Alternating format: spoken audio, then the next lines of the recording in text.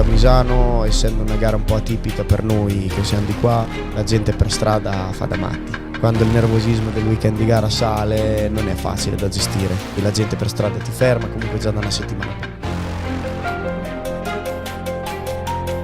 Langsung heboh. Marco Bezzecchi dibuat kaget. Line angle Toprak mampu menyaingi Marc Marquez di MotoGP. Potensi besar Yamaha V4 bikin Toprak optimis dengan targetnya yang sangat ambisius ini. Simak informasi yang akan membuat kalian tercengang berikut ini. Subrek lacok. Hahaha.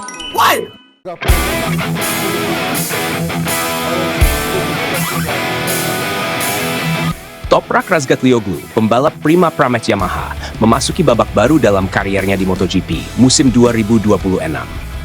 Setelah meraih gelar juara dunia di World Superbike, ia kini meninggalkan zona nyaman dan kembali menjadi pembelajar di panggung balap paling prestisius di dunia.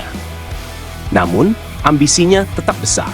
Sejak awal, ia secara terbuka menyebut satu nama yang menjadi targetnya, Marc Marquez. Dalam proses adaptasinya, Razgatlioglu menjalani rangkaian latihan teknis intensif di salah satu sirkuit Eropa. Kali ini fokusnya bukan pada pengereman ekstrem seperti yang menjadi ciri khasnya, tetapi pada latihan lean angle atau sudut kemiringan motor. Dalam MotoGP, lean angle adalah parameter krusial yang menggambarkan seberapa dalam motor dimiringkan ketika memasuki tikungan. Pada level tertinggi, sudut ini dapat mencapai kisaran 60 hingga 65 derajat, bahkan lebih, dengan lutut dan siku pembalap menyentuh permukaan aspal. Sistem elektronik seperti lean angle sensor memastikan sudut ini tetap berada dalam batas aman tanpa kehilangan traksi. Hasil latihan tersebut mengejutkan banyak pihak. Toprak mencatat sudut kemiringan yang nyaris menyentuh 66 derajat, sebuah angka yang selama ini identik dengan gaya balap Marc Marquez, sang spesialis tikungan ekstrem. Data telemetri menunjukkan bahwa Toprak mampu mempertahankan stabilitas saat motor berada dalam sudut yang sangat tajam, sebuah kemampuan yang sangat sulit dikuasai pembalap baru di MotoGP. Performa latihan ini bahkan mendapat perhatian serius dari pembalap Aprilia, Marco Bezzecchi, yang menilai lean angle sebagai salah satu faktor paling vital ketika melakukan manuver overking di tikungan.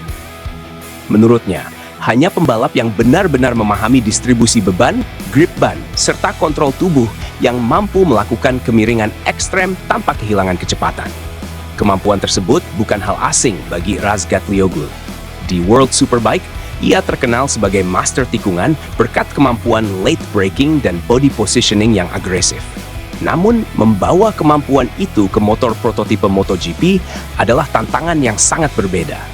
Meski begitu, apa yang ditunjukkan Toprak di sesi latihan ini membuat banyak rival mulai memandangnya sebagai ancaman serius. Razgatlioglu sendiri memahami bahwa perjalanan debutnya tidak akan mudah. Ia sudah terbiasa meraih kemenangan, menjadi langganan podium, hingga merengkuh gelar juara dunia. Tetapi di MotoGP, ia harus memulai kembali dari bawah. Ia mengakui bahwa tahap awal musim debut akan menjadi proses pencarian ritme dan menemukan posisi berkendara yang ideal di atas motor M1 V4 milik Yamaha. Dalam beberapa balapan pertama, saya mungkin akan finish di posisi yang sama seperti Bulega, ujar Razgatlioglu dalam wawancara yang dikutip dari Speedweek. Setelah saya memahami karakter motor dan menemukan racing position yang benar-benar cocok, saya percaya kami bisa mendapatkan hasil yang lebih baik. Target saya sederhana, finish podium pada tahun 2027. Itu akan menjadi motivasi besar. Razgatlioglu bahkan sudah memiliki gambaran tentang musim yang dianggap paling ideal baginya. Musim 2027 menjadi titik yang ia incar, seiring berlakunya regulasi baru MotoGP. Kapasitas mesin diturunkan menjadi 850 cc, dan pemasok ban berpindah dari Michelin ke Pirelli. Perubahan ban ini menjadi keuntungan besar bagi dirinya, mengingat Pirelli adalah ban tunggal yang digunakan di World Superbike, ban yang sudah ia kuasai selama bertahun-tahun. Jika kami bisa meraih podium pada musim 2026, itu akan luar biasa, ujar Toprak sambil bercanda. Lalu mungkin saya langsung tanda tangan kontrak sampai tahun 2029. Meski diwarnai humor, ambisinya tetap jelas. Ia yakin Yamaha sedang menyiapkan paket kompetitif yang lebih matang untuk musim 2027. Dengan kombinasi motor yang lebih stabil, ban yang sudah akrab, dan perubahan teknis yang lebih cocok dengan gaya balapnya, Razgatlioglu optimistis bisa bersaing di papan atas. Namun, satu hal yang paling tegas ia ungkapkan adalah motivasi pribadinya. Ia tidak menutup-nutupi siapa yang ingin ia hadapi di lintasan. Saya punya tujuan yang jelas, katanya. Suatu hari nanti, saya ingin berduel dengan Marc Marquez. Itu impian terbesar saya.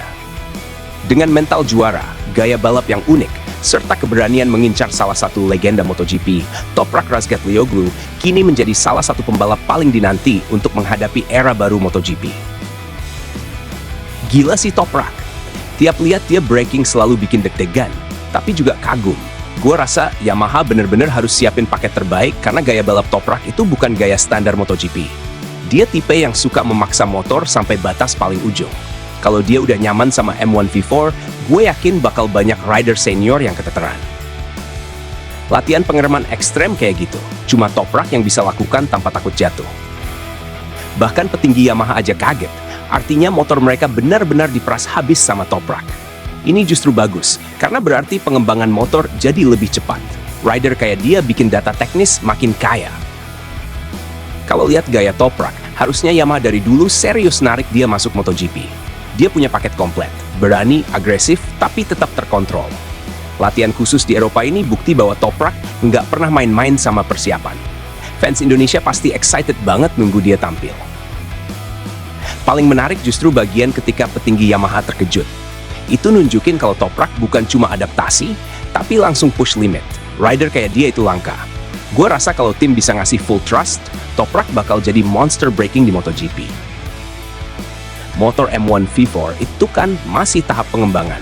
Kalau Toprak udah berani ngerem gila kayak dia di Superbike, berarti dia langsung maksa motor ke arah karakter yang dia mau. Ini justru kesempatan besar buat Yamaha untuk punya identitas baru yang lebih agresif. Saya sebagai fans MotoGP sejak lama, baru kali ini Yamaha sampai kaget sama cara rider nge-push motor. Itu artinya Toprak benar-benar beda kelas. Latihan di Eropa bukan sekadar testing, tapi lebih mirip gladiator yang siap perang musim depan. Kita harus kasih respect sama Toprak. Dia datang dari Superbike, tapi cara dia adaptasi ke motor prototipe itu cepat banget.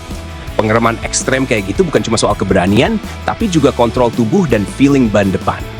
Itu level elit banget. Yamaha harusnya bangga punya rider seberani ini. Kalau petinggi mereka kaget, itu bagus.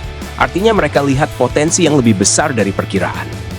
Gua rasa Toprak bisa bikin kejutan besar dan mungkin ngubah filosofi Yamaha yang terkenal smooth jadi lebih agresif.